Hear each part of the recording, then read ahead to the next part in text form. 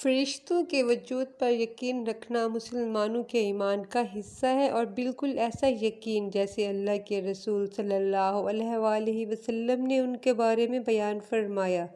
مثال کے طور پر عرب کے لوگ بھی فرشتوں پر ایمان رکھتے تھے کہ وہ وجود رکھتے ہیں، لیکن وہ انہیں نعوذ باللہ اللہ تبارک و تعالیٰ کی بیٹیاں کہا کرتے تھے، جو کہ سراسر کفر ہے، جبکہ حقیقت تو یہ ہے کہ فرشتے اللہ تعالیٰ کی پیدا کردہ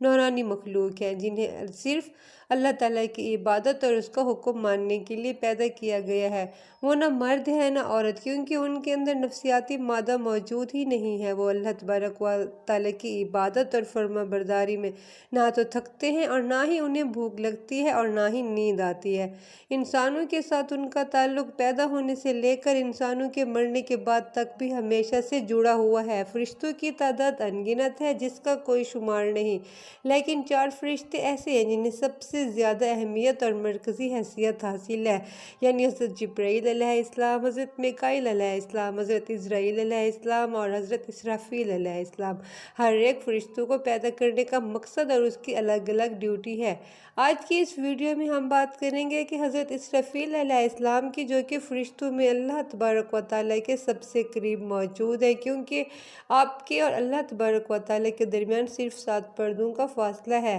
اللہ کے سب سے قریب حضرت اسرافیل علیہ السلام ہے، اس کے بعد حضرت جبرائیل علیہ السلام، پھر میکائیل علیہ السلام اور اس کے بعد حضرت عزرائیل علیہ السلام اللہ کے سب سے قریب موجود ہے۔ اسرافیل کا لفظ اسراف سے نکلا ہے، جس کے معنی ہے کثرت کے، اور یہ لفظ ان کے بارے میں اس لیے استعمال کیا گیا ہے کیونکہ فرشتوں کے اندر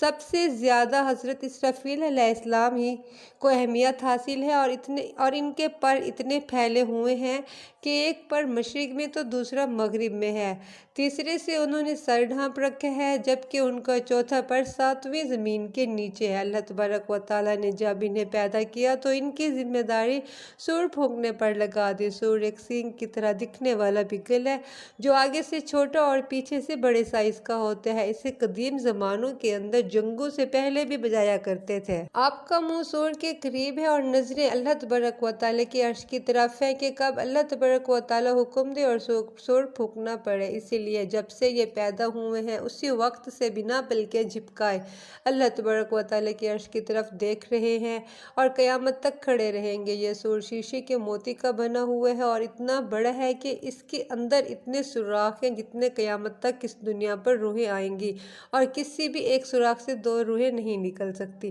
جبکہ اس کا دہانہ اتنا بڑا ہے جہاں پر آپ نے منہ لگا رکھا ہے کہ جتنا اس کائنات کی گولائی ہے۔ صرف اسی سور کے سائز کو سمجھ کر آپ ان کی جسامت کا اندازہ اچھے سے لگا سکتے ہیں۔ حدیث مبارکہ میں بیان ہوتا ہے کہ جب حضرت آدم علیہ السلام کو سجدہ کرنے کا حکم دیا گیا تو سب سے پہلے حضرت اسرافیل علیہ السلام نے سجدہ کیا تھا، جس کا انعام اللہ تبارک و تعالیٰ نے انہیں یہ دیا کہ پورا قرآن کریم ان کے ماتھے پر تحریر فرما دیا۔ اللہ تعالیٰ کے قریب ہونے کی وجہ سے سب سے پہلا حکم لوح محفوظ پر لکھا ہوا جو ہوتا ہے حضرت اسرافیل علیہ السلام کے پاس آتا ہے۔ قیامت سے پہلے جب اللہ تبارک و تعالیٰ انہیں سور پھونکنے کا حکم دیں گے تو وہ 3 مرتبہ سور پھونکیں گے۔ پہلی مرتبہ جب پھونکیں گے تو گھبراہٹ کا وقت ہوگا، جسے سن کر آسمان اور زمین پر رہنے والی ہر چیز ڈر جائے گی، سوائے انبیاء اور شہداء کے، جس کے بارے میں قرآن کریم کی سورۃ نمل کے اندر اللہ تبارک و تعالیٰ ارشاد فرماتے ہیں،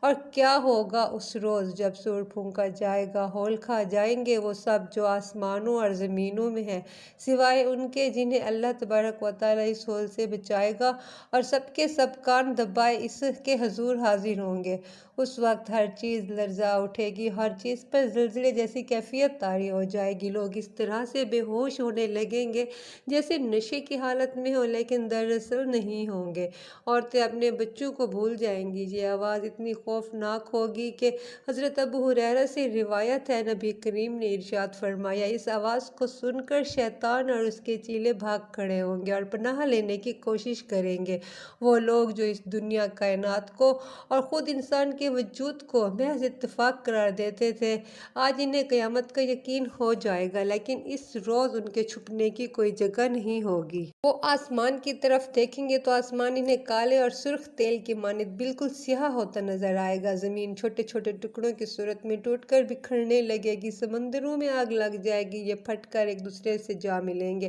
اس منظر کو امیجن کرنے کی کوشش کریں جب ستارے پھٹ کر جھڑ کر گرنے لگیں گے، ہر طرف اندھیرا چھا جائے گا، جس کے بعد کائنات کی ہر ایک چیز کو موت آ جائے گی، سورج، چاند، ستارے سب ختم ہو جائیں گے، گریویٹی کا خاتمہ ہو جائے گا، اور جہاں سے اس کائنات کی شروعات ہوئی تھی اسے دوبارہ سے ایسے لپیٹ دیا جائے گا جیسے یہ تخلیق سے پہلے تھی۔ اس کے بعد حضرت اسرافیل علیہ السلام یروشلم کی مقدس پہاڑی پر کھڑے ہو کر دوبارہ سے سور پھونکیں گے، اور اس کے بعد انبیاء اور شہداء سمیت ہر چیز بے ہوش ہو کر گر جائے گی سوائے ان کے جنہیں اللہ تبارک و تعالیٰ اس روز محفوظ رکھیں گے، یعنی کہ 8 مقدس فرشتے، جن میں سے 4 مقدس ترین فرشتے یعنی اسرافیل علیہ السلام، میکائیل علیہ السلام، حضرت عزرائیل اور حضرت جبرائیل علیہ السلام ہیں، جبکہ 4 فرشتے اللہ تعالیٰ کی عرش اٹھانے والے ہوں گے۔ ان کے سوا ہر جنوں، انس اور فرشتوں میں سے ہر مخلوق کو موت آ جائے گی۔ اس کے بعد ان 7 فرشتوں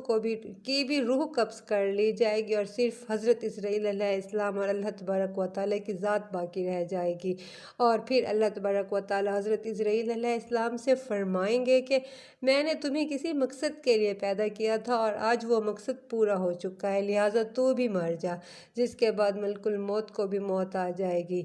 اور اس کے بعد اللہ تبارک و تعالیٰ اس پوری کائنات کو اپنی مٹھی میں سما کر 3 مرتبہ سوال کریں گے کہ آج کے روز کس کی بادشاہت ہے، آج کے روز کس کی حکومت ہے، میرے علاوہ کون ہے جو بادشاہ ہے؟ بے شک آج کے روز صرف ایک بادشاہ کی حکومت ہے جو سب سے طاقتور اور زبردست ہے۔ جس کے بعد اللہ تبارک و تعالیٰ اسرافیل علیہ السلام کو دوبارہ زندہ کریں گے اور تیسری مرتبہ سور پھونکنے کا حکم دیں گے، جس کے بعد ہر شخص قبروں سے نکل کر زندہ ہو کر کھڑا ہو جائے گا، روحیں جسموں میں واپس آ جائیں گی، لوگ قبروں سے مٹی جھاڑتے ہوئے کھڑے ہوں گے۔ کافر اس روز کہیں گے کہ یہ بہت سخت دن ہے، جبکہ مومن کہے گا کہ اللہ تیرا شکر ہے جو ہمارا پروردگار ہے۔ پہاڑوں کو ختم کر کے زمین کو ہموار کر دیا جائے گا، جہاں پر محشر کا میدان لگے گا۔ اس روز کسی بھی شخص کو اپنی جان کے سوا کسی بھی دوسرے شخص کی پرواہ نہیں ہوگی، ہر ایک شخص اپنے اعمال کا حساب دے گا، جنت اور جہنم سامنے ہوں گی، اور لوگ اس خوف سے کانپ رہے ہوں گے کہ اللہ تعالیٰ ہمیں